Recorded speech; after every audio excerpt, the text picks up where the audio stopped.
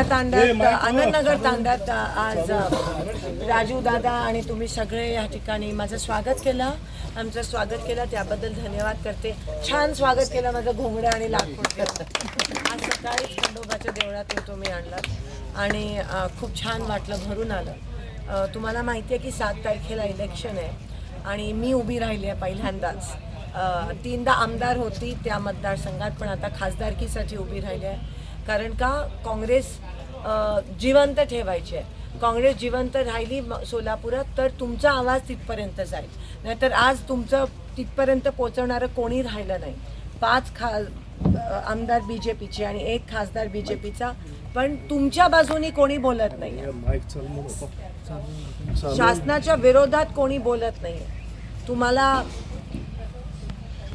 आपल्या आरक्षणाचा विषय असेल, महागाईचा विषय असेल, रोजगार असेल, सिलेंडरचा भाव असेल, कोणीही बोलत नाही आहे.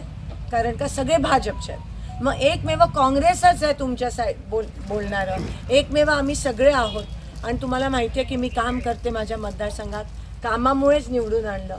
तर मी तुम्हाला शब्द देते की जर तुम्ही पाठीशी राहिलात आणि जर आपण ही लढाई जिंकलो तर नक्की सगळी कामं, आनंदनगर असेल, घोडा तांडा, सगळी तांड्याची मी 100% करीन. डूलचं काम असेल किंवा काही काम असेल, पण भाजपला तडीपार करायला पाहिजे. मागच्या वेळेस ह्या बूथने लीड नव्हता दिला का? हां, तर भाजपला तर 2दा तुम्ही फसलात. 2दा तुमच्यासोबत विश्वासघात केलाय भाजपने आणि मोदीने. ह्या वेळेस नाही झालं पाहिजे, कारण का नुकसान तुमचा होतो. तुम्ही स्वतःच्या पायावर कुऱ्हाड मारून घेतला, कोणी तुमच्या मदतीसाठी येणार नाही.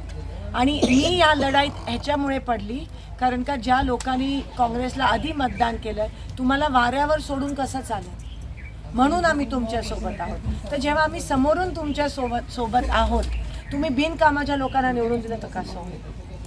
बरोबर का नाही? म्हणून यावेळेस हाताला आणणं हे तुमच्या फायद्यासाठी आहे. पुन्हा एकदा काँग्रेसचे दिवस येऊ दे. तुम्ही दोन्ही दिवस बघितले, काँग्रेसचे पण आणि भाजपचे पण. जास्त बरं कोणतं होतं? काँग्रेस होतं ना. मग म्हणून आता तुमचा विजय बघायला पाहिजे.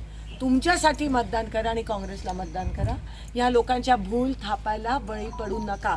आता ते उमेदवार पण नाही आहे त्यांच्याकडे, ते अजून शोधू लागले त्या ठिकाणी. आणि आपलं तर ठरलं, आपण कामाला पण लागलोय लोकांसाठी. म्हणून ही लढाई आपल्याला जिंकायची आणि एकत्र लढायचे.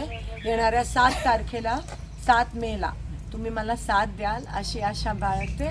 आणि आनंदनगर तांड्यात राजूजी तुम्ही माझा छान स्वागत केला, त्याबद्दल तुमचे मनापासून